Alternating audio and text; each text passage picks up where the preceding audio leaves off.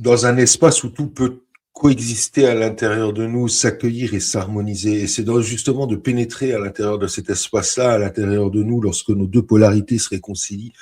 Euh, alors là, le contrôle, il n'y a plus de contrôle. Ça devient juste de la conscience, ça devient de la pleine conscience. Et c'est ce regard de conscience de l'observateur.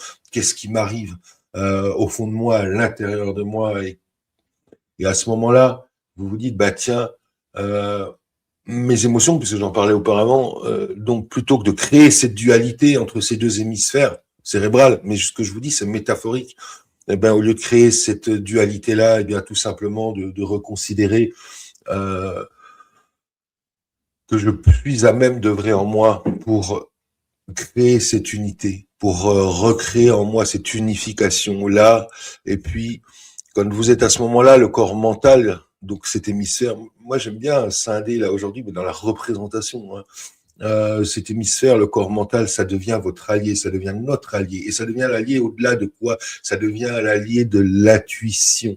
Et là, l'intuition, c'est la direction. Et l'être retrouve sa justesse. Et quand je parle de l'intuition, de l'écoute de ses voix intuitives, de bien comprendre, c'est d'écouter aussi les choix de son âme, le verbe, la parole de son âme, c'est écouter la parole, le verbe de son cœur. Et là, nous retrouvons notre justesse intérieure, nous retrouvons notre paix intérieure, nous retrouvons notre vérité et notre amour. Alors en fait, peut-être est-il tout simplement temps de ne plus choisir entre ces parts-là, mais d'œuvrer vraiment à l'intérieur de nous pour les réunir en nous-mêmes, ce qui est une voie extraordinaire.